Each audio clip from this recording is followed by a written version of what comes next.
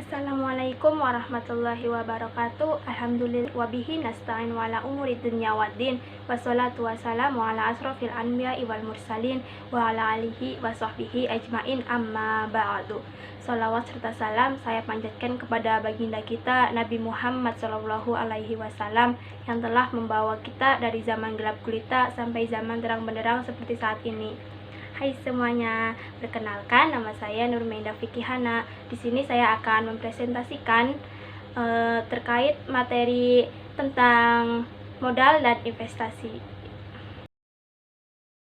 Modal adalah harta benda yang dapat digunakan untuk memperoleh keuntungan. Harta benda tersebut bisa berupa dana ataupun barang.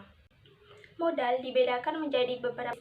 Yang pertama, berdasarkan sumbernya, modal dibedakan menjadi modal internal dan modal eksternal.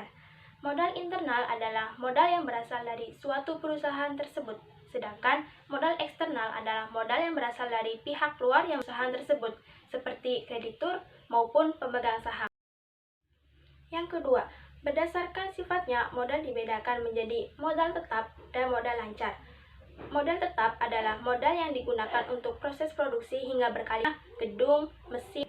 Sedangkan modal lancar adalah modal yang hanya dapat digunakan untuk satu kali proses produksi.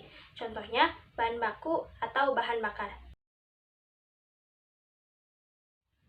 Yang ketiga, berdasarkan wujudnya, modal dibedakan menjadi modal aktif dan modal pasif. Modal aktif adalah modal yang dapat dilihat secara kasat mata, contohnya gedung, komputer, peralatan, mesin, dan lain-lain. Sedangkan modal pasif adalah modal yang tidak bisa dilihat secara kasat mata, seperti hak paten, hak cipta, nama baik perusahaan, skill karyawan, dan koneksi. Modal mempunyai beberapa manfaat. Yang pertama, penyedia modal digunakan untuk membeli semua bahan dan peralatan yang digunakan untuk proses produksi. Yang kedua, sewa gedung. Modal juga dapat digunakan untuk menyewa tempat jika tidak mempunyai tempat. Yang ketiga, gaji karyawan. Modal digunakan untuk membayar hak-hak karyawan seperti membayar gaji karyawan. Dan yang keempat adalah simpanan. Sebuah perusahaan harus memiliki simpanan karena untuk berjaga-jaga jika ada sesuatu yang tidak diinginkan terjadi. Investasi adalah penanaman modal pada suatu perusahaan atau proyek untuk mendapatkan keuntungan. Contohnya, saham, deposito, obligasi, tabungan, suku, reksadana, kripto, dan asuransi. Investasi dibedakan menjadi dua jenis, investasi jangka pendek dan investasi jangka panjang. Perbedaannya apa ya? Next. Perbedaan investasi jangka pendek dan investasi jangka panjang. Yang pertama, dilihat dari modalnya, investasi yang cukup sedikit, sedangkan investasi jangka panjang memerlukan modal yang cukup. Dilihat dari resikonya, investasi jangka pendek memiliki risiko besar karena pergerakan uangnya yang cepat, sedangkan investasi jangka panjang memiliki risiko yang lebih kecil karena pergerakan tidak cepat. Yang ketiga, dilihat dari tujuannya. Tujuan investasi jangka pendek adalah untuk kebutuhan dalam waktu dekat, sedangkan tujuan investasi jangka untuk memenuhi kebutuhan di masa yang mendatang. Dan yang keempat, dilihat dari jangka waktunya. Jangka pendek memiliki waktu minimal 1 tahun, sedangkan investasi jangka panjang waktu 5 tahun.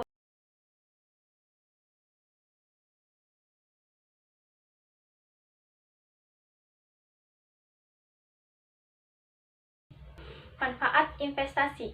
Yang pertama, mengendalikan perusahaan. Seseorang dapat mengendalikan suatu perusahaan jika dia menanamkan modalnya pada perusahaan tersebut. Yang kedua, menjamin ketersediaan bahan baku. Dengan berinvestasi, perusahaan dapat menjamin ketersediaan setiap proses produksinya.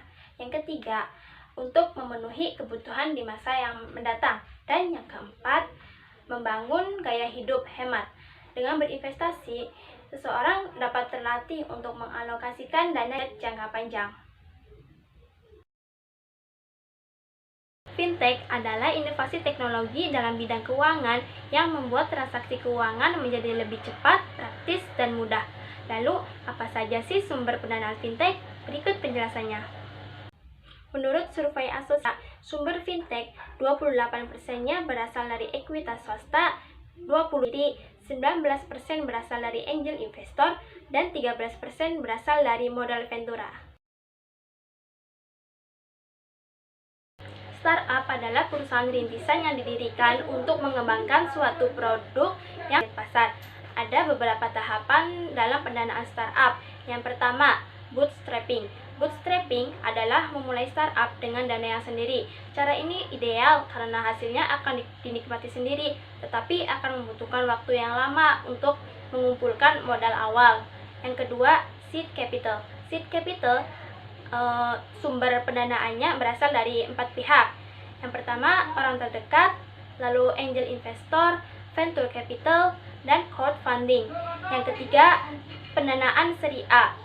Pendanaan seri A bukan saat startup harus meluaskan jangkauan bisnisnya untuk memperkenalkan produk dan jasanya baik secara nasional maupun internasional. Dari pendanaan seri A ini berasal dari berbagai investor sekaligus dan dana yang dibutuhkan sekitar 10 sampai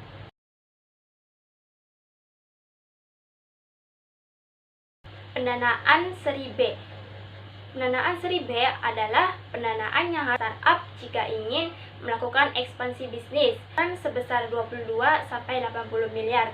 Selanjutnya, pendanaan seri C. Pendanaan ini dilakukan jika startup ingin melakukan akuisisi dan ekspansi sehingga membutuhkan biaya yang sangat besar.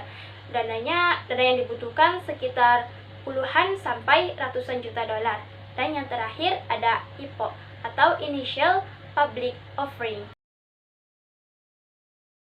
IPO adalah menjual saham kepada publik untuk kalinya. Tujuan utamanya yaitu perusahaan dapat meningkatkan jumlah dana dan pemasukan untuk membayar semua kegiatan operasinya, bahkan bisa juga untuk membuka peluang bisnis baru. Suatu perusahaan yang ingin melakukan IPO harus mendaftarkan diri ke Bursa Efek, tetapi sebelum itu harus memenuhi syarat-syarat, yaitu yang pertama, memiliki aset nyata sebesar 100 miliar, yang kedua, mempunyai visi yang jelas, para pimpinannya harus mempunyai reputasi yang baik dan kemampuan bisnis yang mumpuni. Dan yang ketiga, batas saham yang ditawarkan minimalnya 150 juta lembar saham dengan 500 pemegang saham dan harga per lembar harus sebesar Rp100 atau lebih. Setelah syarat-syarat tersebut telah terpenuhi, perusahaan akan melakukan berbagai tahapan. Yang pertama, bekerjasama dengan underwriter. Underwriter adalah profesionalis yang dapat membantu perusahaan untuk go public. Yang kedua, pengajuan dokumen kepada BEI atau Bursa Efek Indonesia. Yang ketiga, menunggu persetujuan OJK. Lalu perusahaan dapat melakukan penawaran umum kepada publik. Sekian materi dari saya, kurang lebihnya saya mohon maaf. Wassalamualaikum warahmatullahi wabarakatuh. Bye-bye.